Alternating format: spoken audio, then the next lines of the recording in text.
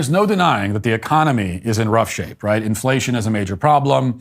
The American dream is harder to attain for young people today than it was for boomers when they were this age. My parents' generation, they were able to trade like 2 pineapples and a bag of flour for a single family home with a half acre of land. And I may be slightly exaggerating, but the point is that a certain lifestyle was much easier to establish and maintain only a few decades ago. There's no denying that.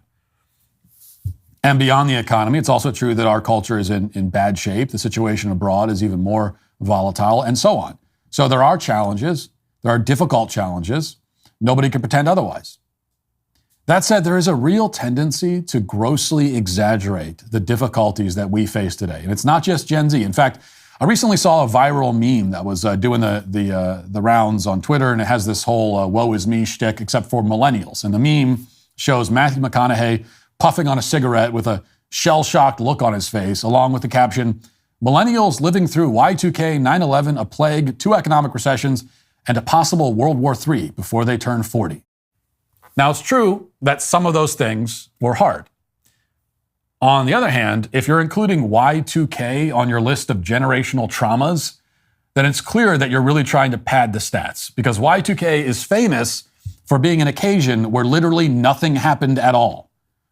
As for the rest of it, some of it, 9/11 especially, also the government response to COVID, qualify as legitimately catastrophic. But if you take a couple of steps back, you can see that we have had it relatively easy by comparison. So consider, for example, that somebody born in 1910 would have, before retirement, lived through World War I, World War II, the Great Depression, the Spanish flu, the Cold War, the Korean War, the Vietnam War, and a presidential assassination. That's only a partial list. Somebody born a century before that would have experienced 2 wars, or more like 20 wars if you count all the Indian wars individually, before the Civil War, in which 2.5% of the country's population died.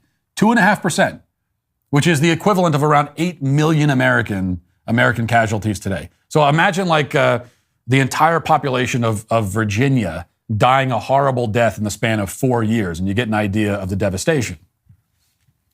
So my point is not to downplay our struggles today, it's to put them into perspective, and to make the point that every generation of human beings who've ever lived have faced turmoil and tragedy. This is the price of admission into the human species. It's a condition of existing on the planet. And in fact, it remains the case that most generations of humans, perhaps only with the exception of the baby boomers, who had it really easy, but everybody else, they have had, by any objective measure, a significantly more difficult time than us. Certainly they have us beat when it comes to economic hardship, war, disease. I mean, you should thank God every day that you didn't happen to be born in France in the year 1340, a few years before the Black Death would proceed to wipe 200 million people off the face of the planet.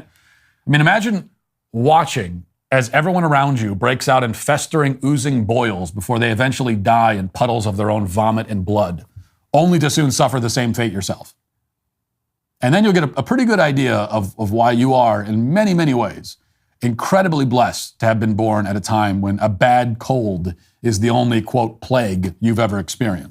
Now, again, the fact that hundreds of generations of humans have had lives that were something like 1,000 times more difficult and arduous and brutal than ours, that doesn't make our own sufferings illegitimate. It just means that we should have perspective. And part of having perspective is realizing that no matter how hard you think you have it, you essentially live like a Roman emperor compared to almost everyone who's ever existed on the planet, and even compared to most of the people who currently exist on the planet. So then we have to ask, why is Gen Z so especially traumatized and psychologically scarred and anxiety-ridden?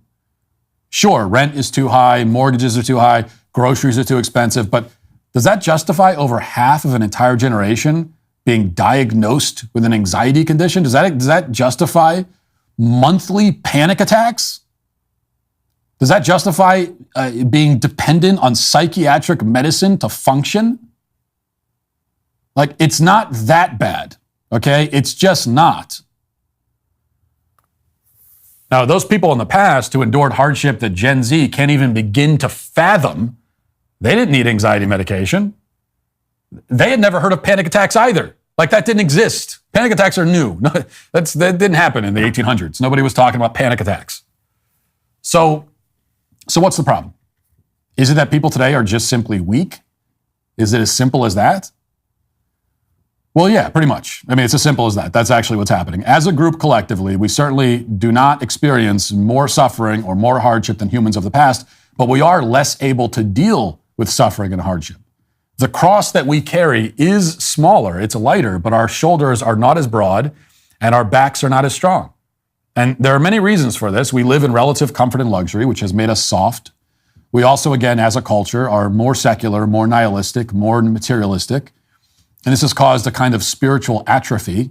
It has made us psychologically brittle. But, and things like dealing with the reality of death is, I think, much more difficult for us because we are secular, materialistic, nihilistic. We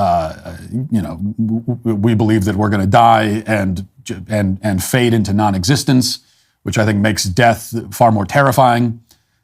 Anyway, so there's a lot going on, but underlying all of that is the uniquely modern assumption that life is supposed to be essentially pain-free. So we think that we are entitled to comfort, that we have the right to avoid suffering and hardship, and those are assumptions that our ancestors would have never made. Our ancestors encountered death and pain and suffering, and they said, well, this is what life is. It's not that they weren't sad about it. Okay, they were sad, they were distraught, a family member dies, something terrible happens, but they said, this is what life is. Life is suffering. We encounter that sort of thing, much less of it, and we say, no, it's not supposed to be this way. It's not fair. It's not fair. This is not how life is supposed to be. You see all these videos of Gen Z people that are like in tears because they have to work 9 to 5 now. In tears about it. It's not supposed to be this way. This is not how life is supposed to be. No one in history thought that way. Everyone in history said, well, of course you have to work. What else are you going to do in life? It's life. What do you mean it's not fair? Not fair compared to what? Most of the anxiety and trauma and psychological scarring comes not from the suffering, but really from this refusal to suffer. This insistence that life owes us something else, something better, when in fact it owes us nothing. Now, I'm not offering any kind of great insight here, but it's somehow an insight that has never occurred to a shockingly large number of people in modern culture. They have lived their whole lives without anyone responding to one of their complaints by saying, yeah, that's life, get over it. Stop crying, you sissy. I mean, that is a message we should all probably hear once a day. And if you're having a panic attack because, of inflation, the best thing you could hear from someone is get it together. What the hell is wrong with you? You need to be able to function. This is embarrassing. Once a day, we should probably all hear something like that. And if not once a day, then at least once in our lives. But plenty of young people have never heard that response from anyone. Every time they whine about something, it's so hard. All they ever hear is, yeah, it is so hard. It's so difficult. Yeah, tell me more about how you feel. What they really need, they need their feelings to be dismissed. At least every once in a while. Keeps you humble. And now they're crippled by paper cuts, and they're psychologically scarred by minor inconveniences. And this all means that eventually, and likely soon, we will actually experience the agonies of our ancestors. As the saying goes, weak men create hard times. And that is the point in the historical cycle that we have reached. And it is for that reason that these weak men are today canceled.